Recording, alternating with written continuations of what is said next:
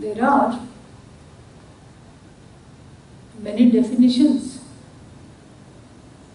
of yoga. The word yoga is so widely used. Of course, even if you use it in the Western context, everybody knows what it is.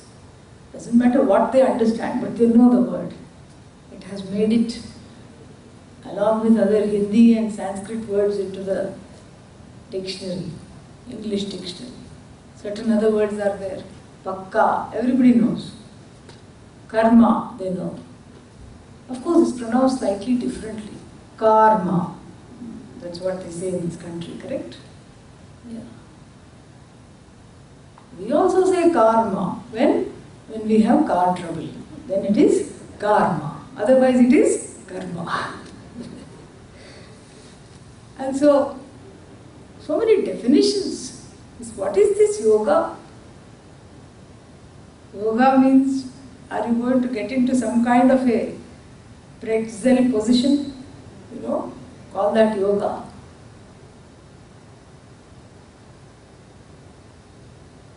Or is yoga has some other meaning? There are so many yogas. There is Kriya Yoga, so many things have become famous. Yoga means a certain sadhana. Sadhana means a practice. When we talk of sadhana, it is a practice that is dedicated for gaining something.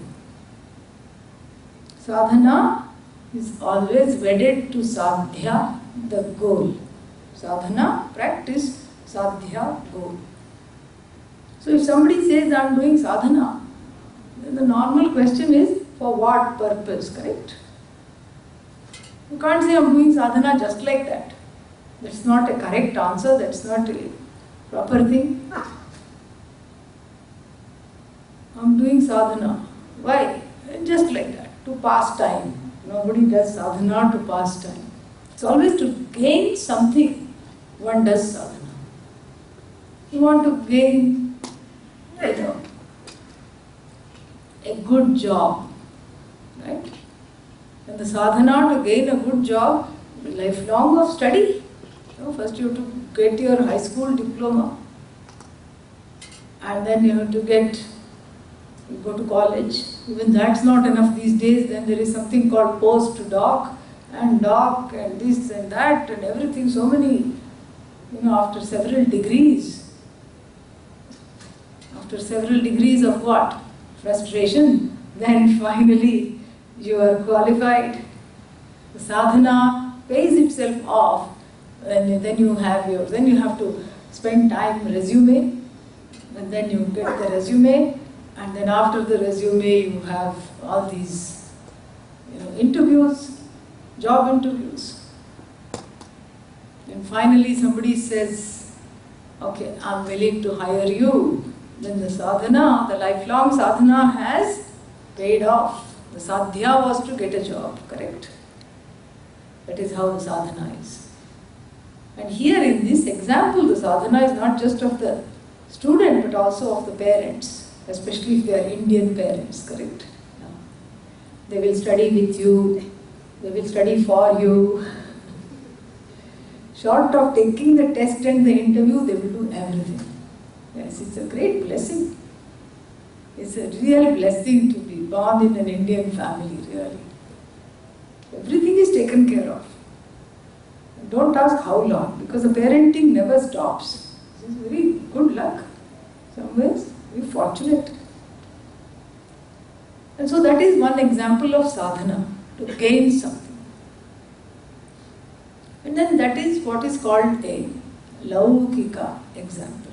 Laukika means a so-called secular example, even though we don't have really the word secular in the Hindu dharma. But laukika really doesn't have a translation. Laukika means day to day. So in that sense, secular. But for us, nothing is secular. And that we don't understand this is part of our problem. This is the problem. And I'm going to speak about that. And so, every sadhana is a spiritual sadhana for us, and that is really what this talk is about. But for now, we will take the working definition, the working separation between what? Between the Laukika and Vaidika. This is an accepted definition in the Shastra. Laukika karma, day-to-day karma. And then what? Vaidika karma. Vaidika karma, religious activities. Like we see upstairs, so many things are going on today, especially for Ganesha Chaturthi. There is all these, so many yajnas, homas, pujas, kalashas, everything. It's just like a huge celebration. So this is all called Vaidika karma. And so when we talk of Vaidika karma, that is also sadhana. This we have to understand. When we talk of religious practices, they are also just that. They are called practices. They are not anything else. They are also sadhana. Then the question is, if it is a spiritual sadhana, then what is the sadhya? What is the meaning of sadhya? I just now told. Goal. Very good. Yeah. People are listening. I'm overjoyed.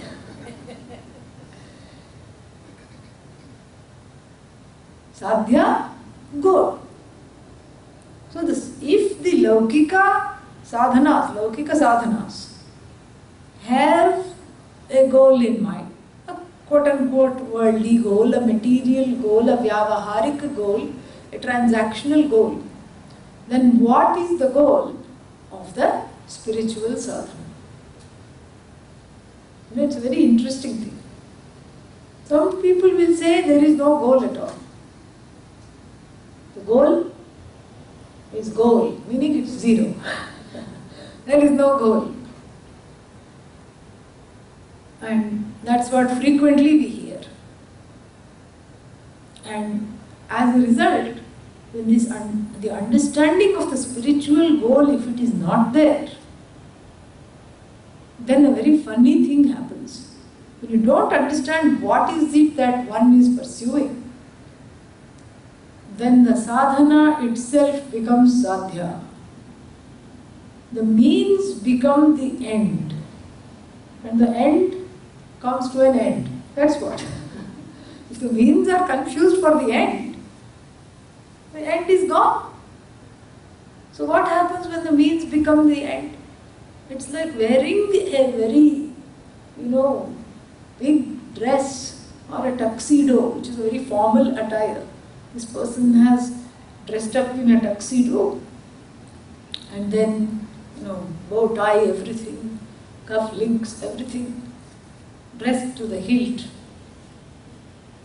Then somebody they know, they meet, and this man is asked, "Oh, you have some function?" "No." "Some concert? You're going to a concert, opera perhaps?" "No."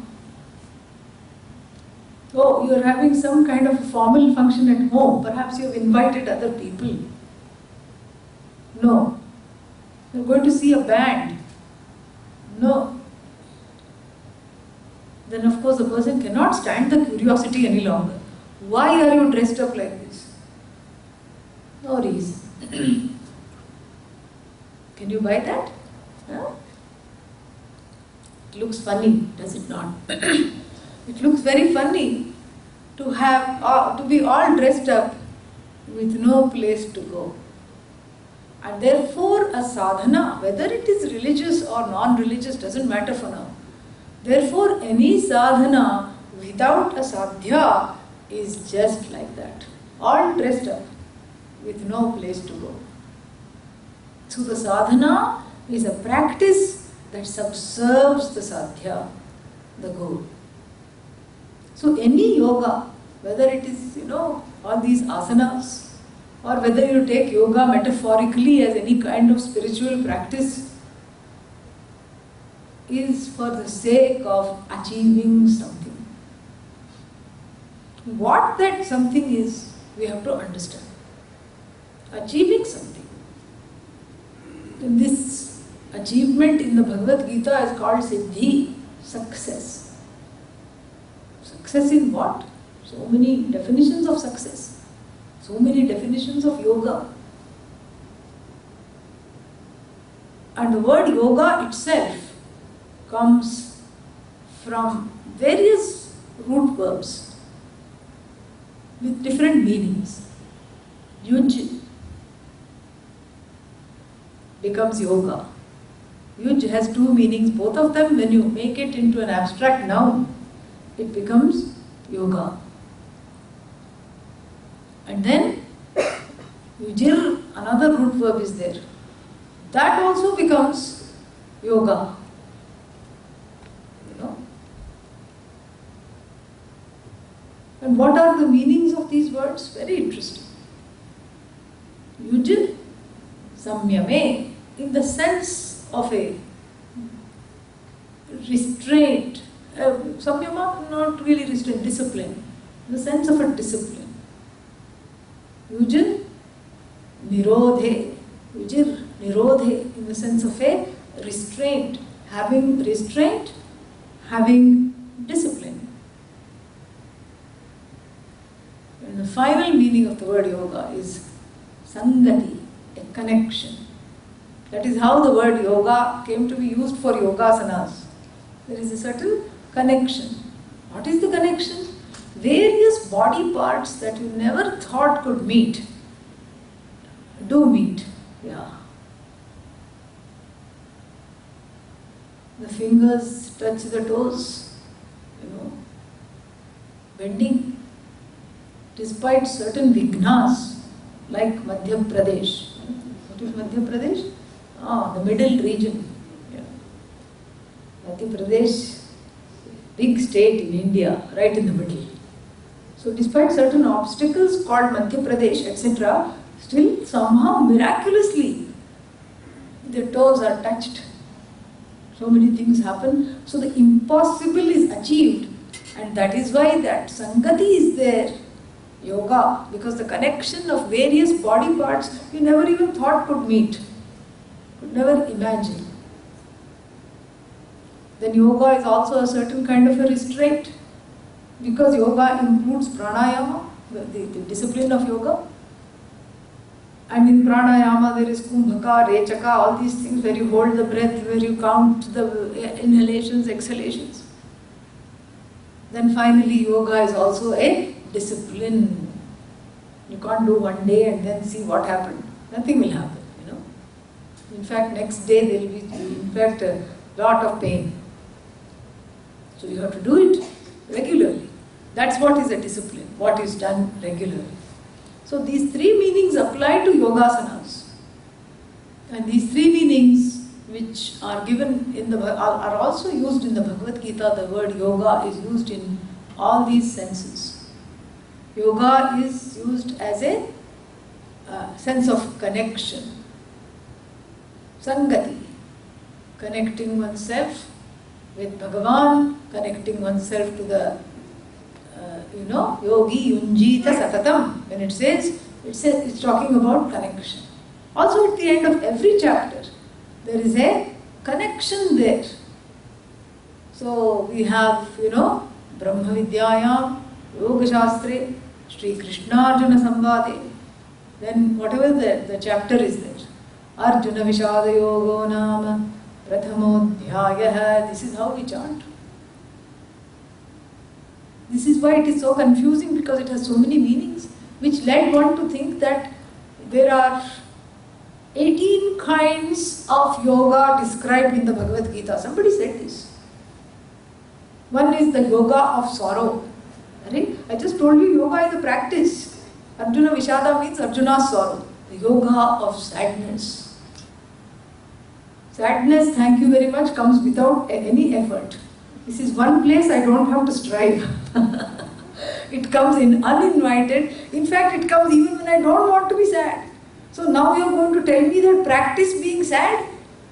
Why? So that you can be happy later. This is ridiculous. This is where the Sanskrit is not understood. Yoga here is Sangati, the connection. This whole chapter, the name of the chapter is called Arjuna Vishada. Karma Yoga, Karma Sannyasa Yoga, Purushottama Yoga. That's why it says Nama, Arjuna Vishada Nama. That is the name of the chapter. You cannot confuse it. And so this, we have to be very clear. There are not, 18 kinds of spiritual disciplines and practices talked about in the Bhagavad Gita. This 18 has to do with the chapter layout. In fact, when it was written, there were no chapters. Somebody made it into chapters, divided it for ease of understanding, ease of chanting. We are very grateful for that. Then we have, in the Bhagavad Gita itself, all these three definitions come. Sangati we have discussed, in the sense of discipline. The word yoga becomes yukta here. The one who is endowed with yoga becomes yukta. Yukta ahara viharasya. For the one who is having the spiritual discipline with regard to food, restraint here, with regard to food, with regard to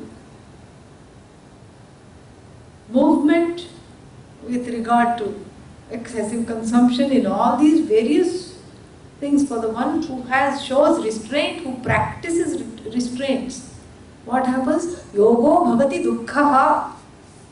Dukkham hanti iti dukkhaha. The one that this is the sorrow killing pill. What is the sorrow killing pill? A disciplined and a restrained lifestyle is the pill that kills sorrow. This is what is given in the 6th chapter in the sense of restraint.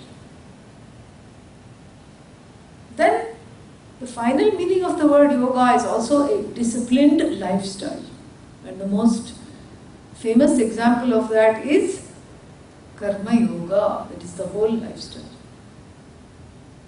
So this is the whole gamut of the ways in which the word yoga is used, in the sense of association or connection, in the sense of restraint, in the sense of a certain disciplined entire lifetime, a discipline that we can practice. And here it is very interesting, because also in the 6th chapter, one more definition of yoga is given. Yoga is, Bhagavan says, dissociation. Just now you are saying yoga is association. Now you are saying it is dissociation. Wait. Yoga is dissociation from association with sorrow.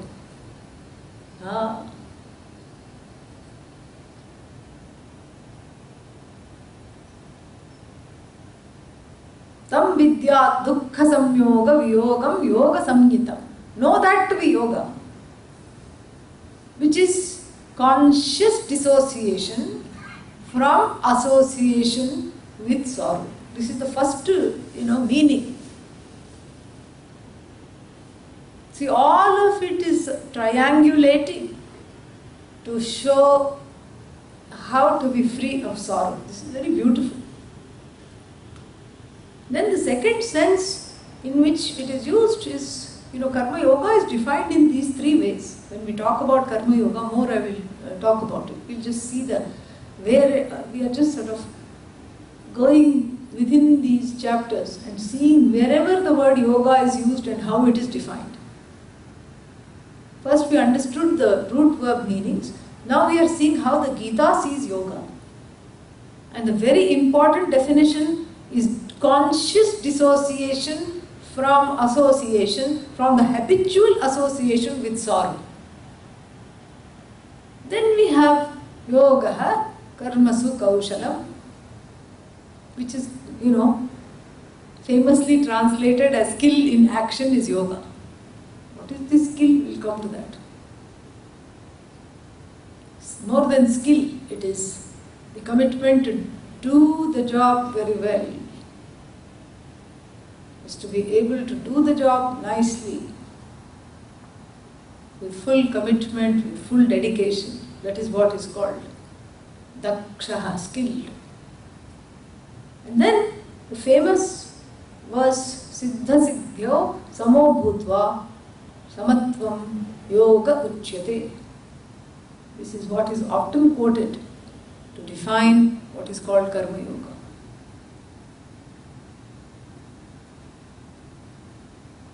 Samatvam. Sama means equal. Samatvam, equilibrium, equanimity is yoga. It's karma yoga, really. Now, all these definitions are sadhana or sadhya? No? Sadhana. They are sadhana, they are not the sadhya in themselves. If we consider them sadhana, it will be the tuxedo story. Wearing formal attire and staying at home, all dressed up without any place to go. It is sadhana, it is not sadhya. Then the very important question is, what is it in aid of? In the example of the job, you have studies, you have a resume, you have interviews, you have all these things. For the sake of what? To gain a job, it's very clear. And here the person spends all the time trying to stay away from sorrow, trying to, do every job with commitment and dedication, and practicing equanimity for the sake of what? If they cannot become ends in themselves. They are the doorways or the gateways to gaining something. What is that thing?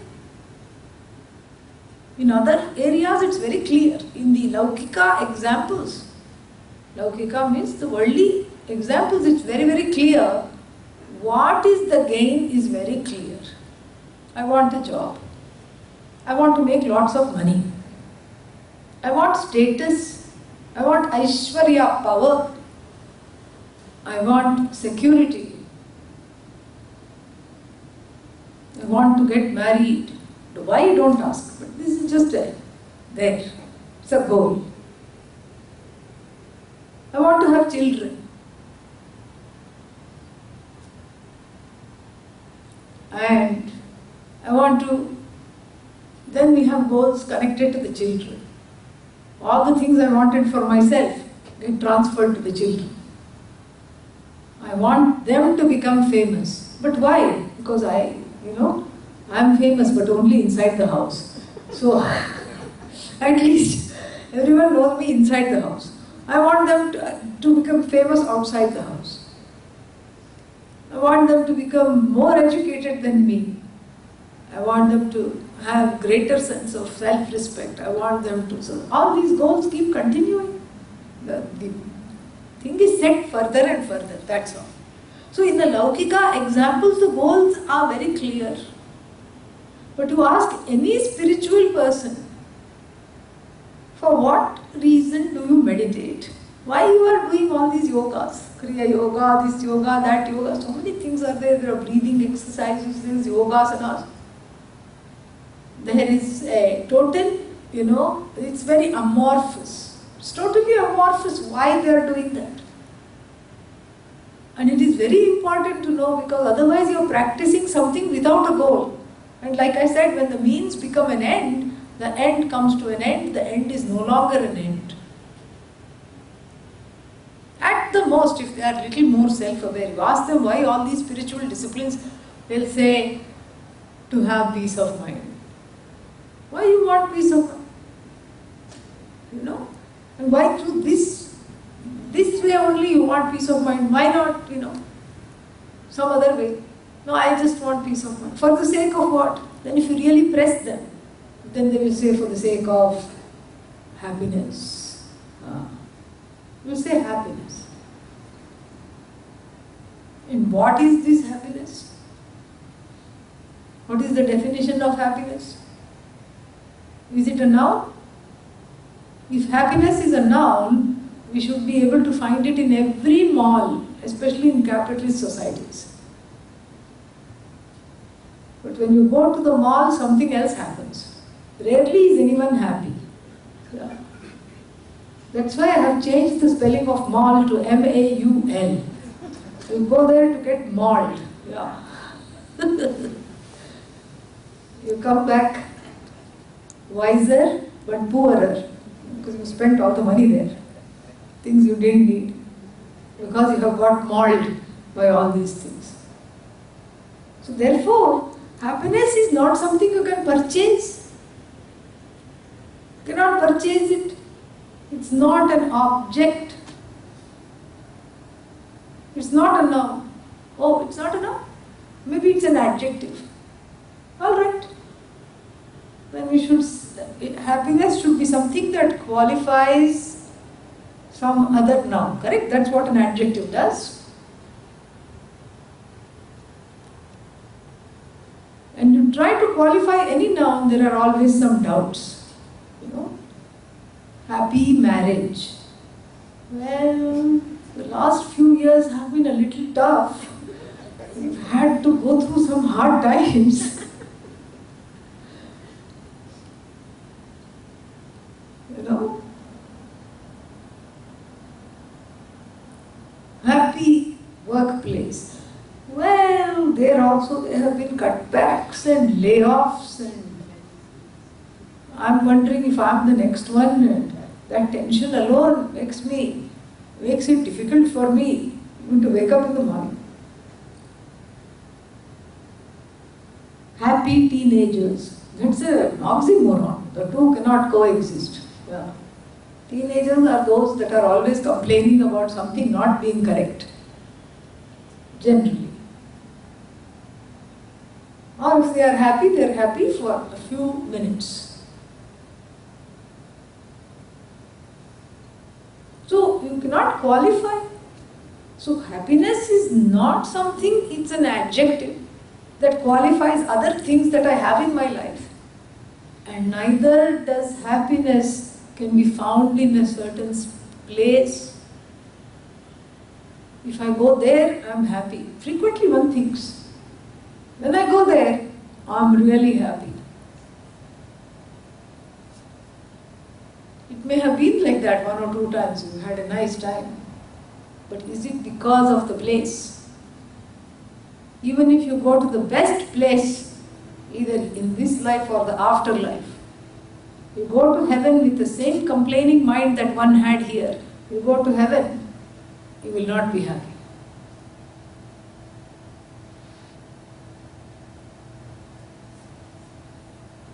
You know, here you are happy just once in a while. There the expectations are higher and you won't be happy. You go there, you find that it's overrated. Heaven is overrated. उधर सब कुछ ऐसा ही है, as it is here. यथा यद यथा, you know, यद यथा इह कर्मचितो लोक क्षीयते तत् तथा अमुत्र. You know, same thing.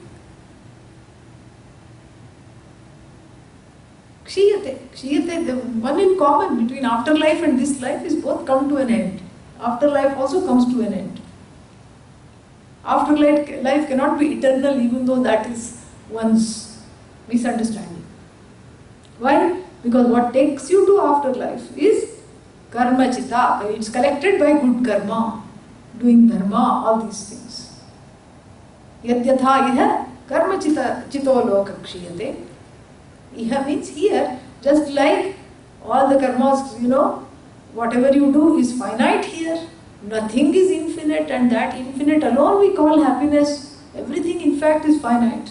Tat tatha amutra. Amutra means elsewhere, out of this time frame and this particular time zone.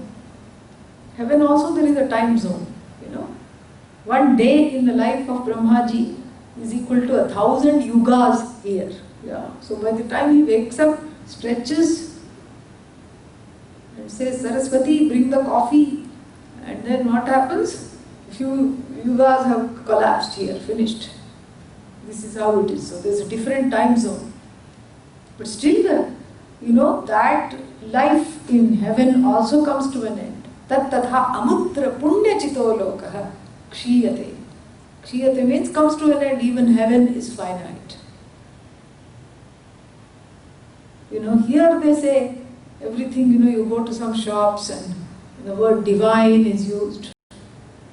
Divine restaurant, divine this, divine experience. And there you go expecting something really divine. And because of your punya, you get the first cup of tea there. Somebody serves you.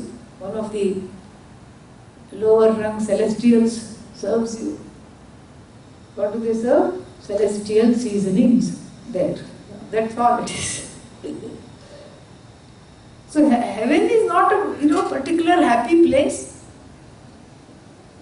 Heaven is not a place, it's not a particular place where you will be happy. Like I said, if the same complaining mind is taken to heaven, you will find complaints with Indra also. You will say to Indra, same dress you are wearing every day. I came to see you. Change. This is what it is. I want something new. Same concerts. Heaven is nothing but concerts. One day Urvashi dances. One other day Rambha sings. All these are heavenly nymphs. And they keep singing, dancing, song, dance. Bore ho jate. You get bored. And don't think even if you enjoy the dances, you can, marry one of these yakshas and nymphs, apsaras, and get green card there. Yeah. Because they are also on permanently temporary visas. They will also come back. They don't have ideas. Because heaven is impermanent, heaven is not a place that is happy for everyone, unless one has a particular mindset for it. So that crosses out happiness and place together. And what about time? Is there a particular time of the day you are happy? Brahma Muhurtam. What is Brahma Muhurtam? When most of the people are not awake. So why are we discussing it? Maybe that's why people are happy. The few that happen to be awake are happy during that time because they don't have to deal with others, perhaps. That's also not a happy time. If your mind is not okay, that is also not a happy time. And then what? Happy hour? Now you are finally coming to the point. There is 1 hour every day, perhaps in the weekend, called happy hour. Only unhappy people go there really. With the hope that they will become happy. But when they go there, neither are they happy, nor the other people outside waiting for them happy. So what is this happy hour? It's the most unhappy hour. It's the most unhappy circumstances. So this thing called happiness is neither, bound to a particular place, nor bound to a particular time. And I need not even discuss that it is not bound to a particular person. Because the same person that made you overjoyed yesterday, today you feel like throwing something at them. Correct? Why? Because they are not fulfilling my needs. So all this discussion about happiness and all these activities to produce this happiness tell us a few things. Happiness is neither a noun nor an adjective, nor a thing to be bought and sold for transaction, nor is it confined to a particular place or a particular time. So the question is, if it's not an object, what is it? Perhaps it is nothing but the subject. If it's not an object, it has to be the subject. Then no, I disagree. Sometimes people like to disagree. They consider it a certain mental stimulation, like doing Sudoku. Yeah. I disagree. Happiness cannot be the subject. It's outside of the subject. Okay. Namaha. That's all you have to say in certain situations. And in certain more drastic situations, you have to say Namo Namaha twice. You say Namaha. If it is not you, then why are you searching for it? It is not the object and it's not the subject. If the subject is not subject to happiness, then you should not be looking for it all over the place. You should be happy being sad. You You should be happy saying, I'm so sad this week. You should congratulate one another. 3 sad things happened this week only. Wonderful. And if something happy happens, it should be an anomaly, correct? You should send a condolence message. You are such a dharmic person. Why this happy thing happened to you? It's not like that. In fact, everybody, from a small child, as soon as it's able to talk, to even the collective, the capitalism, the pharmaceutical companies know that sadness is an anomaly. That's why they have more and more, drugs on the counter that you can buy to keep sadness at bay. Antidepressant, anti-anxiety, anti-this, anti-that. Then you have all these allopathic things requiring prescription. Then you have things which do not require a prescription. Then there is some kava. Yeah, sounds like kawa, but it's kawa. Something like that. All these herbs you can take and keep sadness at bay. That which is to be kept at bay is not you. Everybody senses that. But how to understand this? How to really keep it at bay? Because I don't want to keep it at bay. At best for 5 minutes, 10 minutes, 15 minutes. I want to keep it at bay when? Always. I don't want this sadness to come as even a visitor. I don't want it to drop in. How to keep it at bay? That is why the pursuit of happiness is really nothing but the pursuit of the self. Like a dog chasing its own tail. Round and round it goes, it doesn't know. Sometimes it gets the crazies. It just barks and goes round and round. And we laugh at the dog. We say, oh, look at this foolish fellow.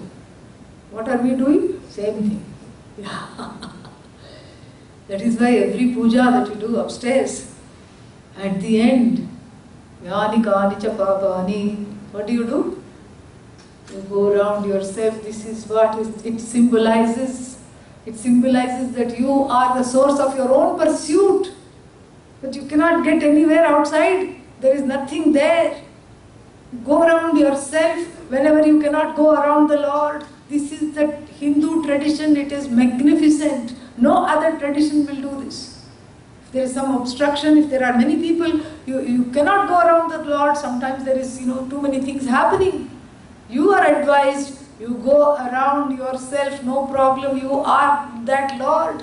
You have that overlordship over happiness. You are the Lord of happiness. You are that alone. This is what the whole thing is. And it is seen in the lifestyle again and again. Go around yourself. This is fantastic. But with wisdom, not like the dog. With wisdom you go around yourself. Putting an end to all other pursuits, because I am the one who is the seeker, I am the one who is sought. Fantastic. It symbolizes the end of all other pursuits, because every pursuit is for the sake of gaining that happiness, which is already myself. It is already myself. It is I alone. But how to know this? That is why the study of the Gita becomes important.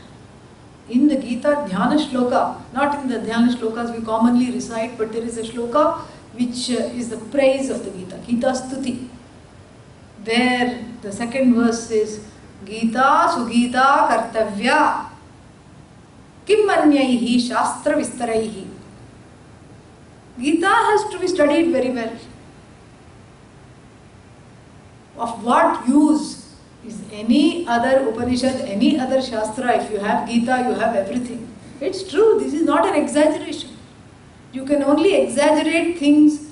Exaggeration means what? A hyperbole. Something that you add to what it really is. A subjective explanation which exaggerates the qualities. This is what is exaggeration, which adds on to things that are not there. But what does the Gita teach? About you. What can it add on to you? Who is infinite? Nothing. Infinite plus 1, infinity plus 1 is what? Infinity alone. If you take away a few things from infinity, that is what it is alone. That is what you are. That is what is something to be discovered. And it takes lifetimes after lifetimes of, pursuit. This is the pursuit. The pursuit is going around yourself. Just like baby Ganesha. So we have to remember him since it's his birthday. Chaturthi is coming. When Ganesha was small, he was a foodie, fond of eating, rather plump, unable to move quickly, and also hampered by the, vehicle. What was the vehicle? Mashika. Yes, little mouse. And his brother was lithe, svelte. Kartikeya went to the gym every day. No. And he had a Porsche. Yeah. What was that? Mayura. It just fled. Everywhere it went. This Ganesha with his little jalopy, even balancing on that thing would take up 1 hour before you are off. Shiva and Parvati sitting there. One celestial mango. Very difficult to divide the mango. I have seen children, when I give them a chocolate, like a big slab, I have seen a brother and sister bring out a ruler, a scale, and mark it in the middle and then cut it and share it. But you can't do that with a mango. You can perhaps share it 3 ways, but it's very difficult to share 2 ways and equally. And the mother said, whoever goes around the world 3 times will get this. And Kartikeya did not even hear the end of the sentence. He was off. Went over hills and valleys, we say around the world in 80 days. He came back in 8 minutes. By this time, our sacred little fatty, what did he do? He went around his own parents. Jagatah Pitarau Vande, Parvati Parameshwarau. I bow to the parents of the universe. You are the world to me. And of course he got the mango. And of course we have to finish the story now that we started it. Because everybody is interested what happened to that person. What happened to Subramanya? What happened to Kartikeya? Kartikeya was very miffed. He just was so upset. He was annoyed beyond belief. He said, this is unfair. I did all the work and this fellow got the prize. And does he need to eat? Look at him. I am leaving all of you. And he went and he found himself a small little hillock in South India, in a place called Parani. And even now you can go see him there. Yeah. A young Kartikeya standing there. So this is what the story is. So all these stories, Puranic stories, Vedic stories, Upanishadic stories, talk about coming back to oneself really. Whatever you are searching cannot be outside of you. This is the vision of the Veda. This is what has to be assimilated. And the assimilation is a 2-fold process. One is called Shravanam.